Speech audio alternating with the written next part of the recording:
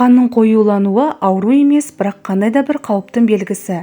Егер оны сұйылтып, өз мөлшеріне келтірмесе кез келген ағзаға теріс әсер етеді. Тіпті созылмалы дерттің дендеуіне себепші болады. Сіздермен бірге денсаулық зор байлық арнасы. Пайдалы ақпаратты көрмес бұрын арнаға тіркеліп, лайк басып, қоңыраушаны баса кетіңіз. Сіздің оп-оңай болмашы әрекетіңіз бізді шабыттандырады.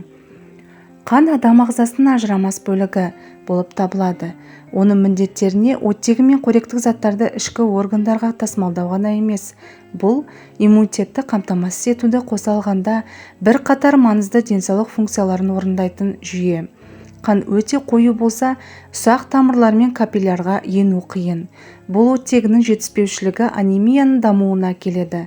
Бұл жағдайда қанның ұюы инфаркт немесе инсульттің пайда болуы ғажап емес. Мұның алдын алу үшін алғашқы белгілері біліне басталысымен-ақ арнайы маманнан кеңес алып емдік шараларын бастау қажет. Қанның қоюлануына себеп болатын жағдайлар: сапасыз су. Күнделікті тұтынатын судың сапасыздығы қанның қоюлануына ықпал етеді. Себебі қанның 85%-дан астамы судан тұрады.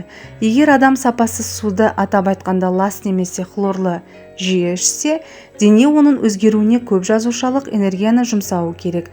Оның дұрыс құрылымды болуы өте маңызды, өйткені оның негізгі міндеттері қанды сұйылту және қоректік заттардың сіңуін жақсарту болып табылады. Ағзаның қышқылдануы. Қалыпты жағдайда қанның аздап сілтілі реакциясы бар.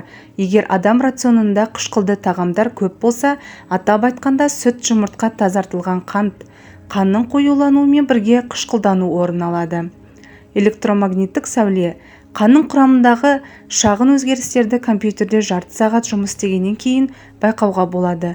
Қанның қатерлі ісігі, ауру сүйек кемігінде тұтқырлықтың жоғарылауымен бірге жүретін қызыл қан жасушалары мен ақ қан жасушаларының көп мөлшерін шығара бастайтынына әкеледі.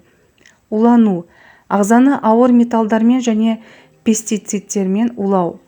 Күшті химиялық заттармен өңдеу нәтижесінде көкөністер мен жемістерде жиналуы мүмкін. Қозғалыстың аздығы.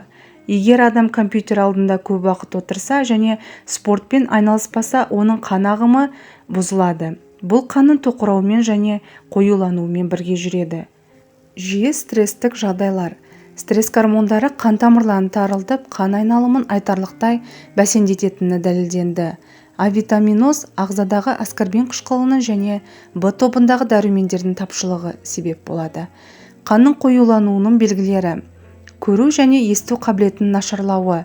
Қанмен жеткіліксіз қамтамасыз ету нәтижесінде қоршаған дүниені қабылдау сезімдерінің біртіндеп төмендеуі байқалады.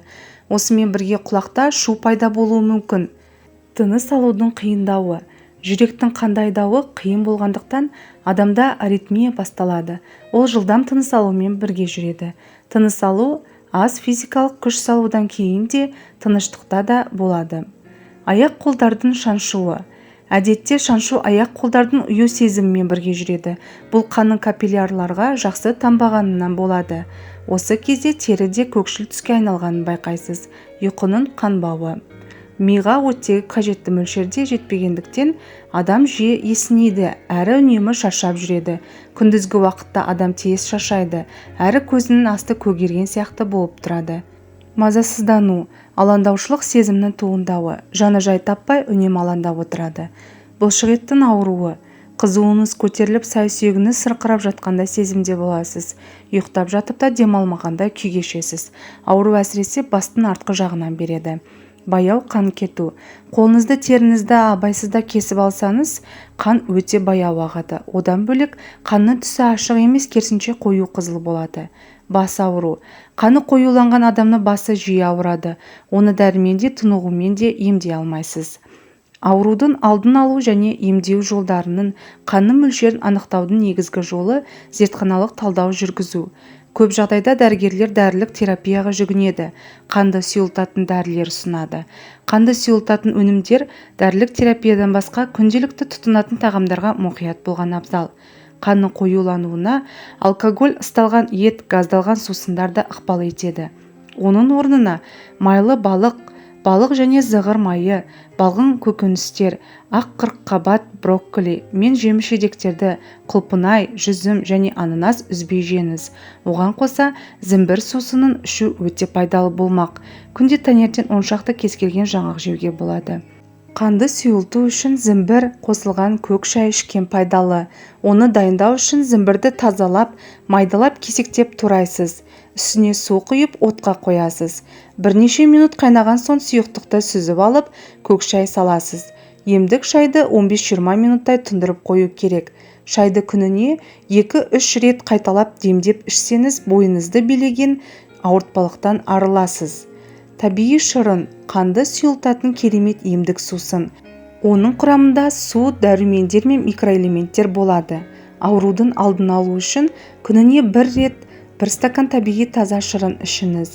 Әсіресе ананас, апельсин, сәбіз, анар, таңқурай, құлпынай, лимон, мүкжидек, жүзім, алма, қызанақ шырындарын көбірек ішуге кеңес береміз. Зығыр майы К, Б, А, Е дәруменіне және жартылай қанықпаған майға бай. Майдың көмегімен қан тазаланады, сұйылады, ұйымайды әрі жүрек қан тамырлары жүйесінің ауруларының алдын алады.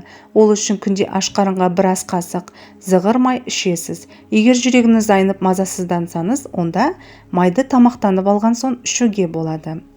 Алма сірке суы қанды сұйылтып, ағзаны улы заттан тазартады. Ол үшін күнде таңертең аш қарынға ішу керек. Емдік сұйықтықты дайындау үшін 2 ас қасық алма сірке суды 1 стакан қайнатылған жылы суға араластырасыз. Емделу мерзімі 2 ай. 10 күн үзіліс жасап, қайта жалғастырыңыз. Осылайша 3-4 емнен соң ойлаған нәтижеге қол жеткізесіз. Ескеріңіз, бұл емді асқазаны ауыратындарға қолдануға болмайды. Осымен достар, бүгінгі видеомыз өз соңына жетті. Видео ұнаса, жақындарыңызбен бөлісе отырып, арнаға тіркеліп лайк басуды ұмытпаңыз. Келесі видеода кездескенше сау саламатта болайық.